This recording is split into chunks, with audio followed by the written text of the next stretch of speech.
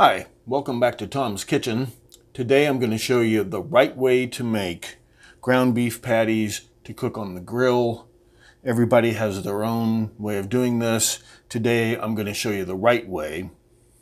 Now what I mean by the right way is we've all been to cookouts, we've all had cookouts where somebody thinks they know how to make a ground beef patty to cook on the grill, to make a cheeseburger or hamburger or taco burger or pizza burger. And the burger comes out about that thick, or maybe even round like a baseball, either a hockey puck or a baseball, and it's burnt on the outside, and it's either raw on the inside, or to get it cooked all the way through, the burger's completely dried out. So what you want to do is you want your burger patties to be thin as possible, like maybe 3/8 of an inch, maybe closer to 1/4 of an inch if you can get there. So you need to really mash out your burger patty, make it too big for the bun. As it shrinks up, gets a little thicker, gets a little smaller. It'll be cooked to the right degree, still be juicy, won't be overdone. Now to do this, you need big hands. Now my hands are about, let's see, that's about what? Maybe a biscuit shy of 10 inches. Now if you don't have big hands to do this properly, I guess you're just going to have to eat some kind of veggie burger or something. So you want to get your hands a little bit wet with cold water so the meat doesn't stick to your hands too badly. Kind of form it into a ball and just squeeze this until it's very, very, very thin. This is ground chuck. I cut up a pound of ground chuck into 4 1/4-pound portions. You can make these as big as you want. Just remember to make them thin. People fall into the trap of making their burger patty the same thickness that they want it to be after it's cooked, and that's where they run into trouble. Making some progress, smooth out the edges a little bit. And we really have, if you can see that, that's just a little over 1/4 of an inch thick, maybe.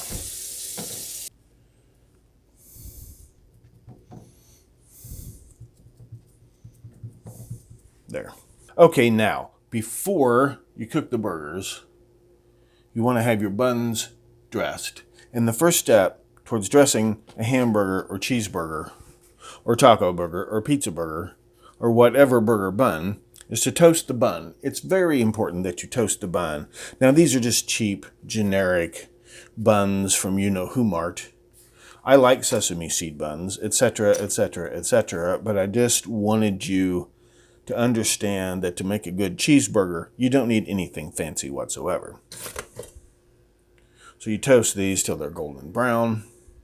If you don't toast the buns, you might as well just be eating a bologna sandwich. And by the way, you should toast your buns for bologna sandwiches as well. Now, I'm not going to actually show you cooking the burgers on my grill because A, I'm too lazy to take the camera outside, and B, I don't want the camera getting all smudged up with smoke from the grill, etc., etc. So my buns are dressed. What does that mean? It means I have all my condiments in place. So I'm not running around getting distracted, not watching the meat while I dress my buns. Now I go kind of whole hog. I've got mustard, ketchup, hamburger dill chips, mayonnaise, tomato slices, American cheese. Now I'm going to put the onion on the patty as soon as I turn it, when it's halfway done cooking. The cheese I'll add about 30 seconds before I pull the meat from the grill. Now the big question everyone has is, how long should I cook this? It doesn't matter how thick the patty is or thin, but I'm telling you, you want your patties thin. It doesn't matter if it's fresh ground beef or a frozen patty. The rule of thumb is the same. If you like your burger rare or medium rare, you want to let the first side cook until you just see the first couple of spots. You'll see a couple spots of blood come up from where it's been cooking on one side. You turn that over. You let it cook another 1.5 to 2 minutes. You'll see blood start to come up on this side. Pull your burger. You get a nice rare burger, very juicy. I don't recommend that with ground beef. for food safety reasons. A rare steak is okay. I don't recommend rare hamburgers, but that's up to you. I like mine medium well to well done, so I'll let the burger cook until I see quite a bit of blood coming up. That's just about 4 minutes on a good thin patty. Turn it once. Don't squeeze it. Don't squeeze the juice out. You'll dry it out. Let it cook about 3.5 more minutes. Put the cheese on top. About 30 more seconds. Let the cheese melt. Pull your burger patties. Okay, I'll try recording this with my phone. So this is my gas grill. It's been too long because I screwed around with the phone. Right, there's plenty of blood on top of these burgers. I just squeeze that to show you. Do not squeeze them yourself. Turn those over. Okay. We've got about a minute or two left to cook. I'm going to turn this down. Okay, I put my onion on here. Close the lid again. Okay, so now try to put the cheese on top without burning myself. There we go. Close the lid. Go ahead and turn that off. Great. So here we are back in the kitchen with our fully cooked burgers. Yeah, can you see that? There we go. There we go.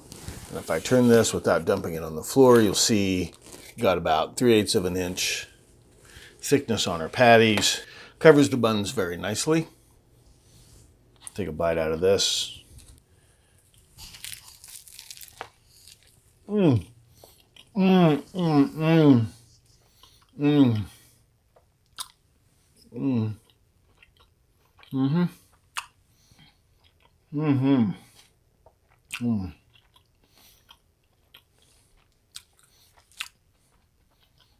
Mmm. Mmm. Mmm. Mmm. Mmm. Juicy. Mmm. Savory.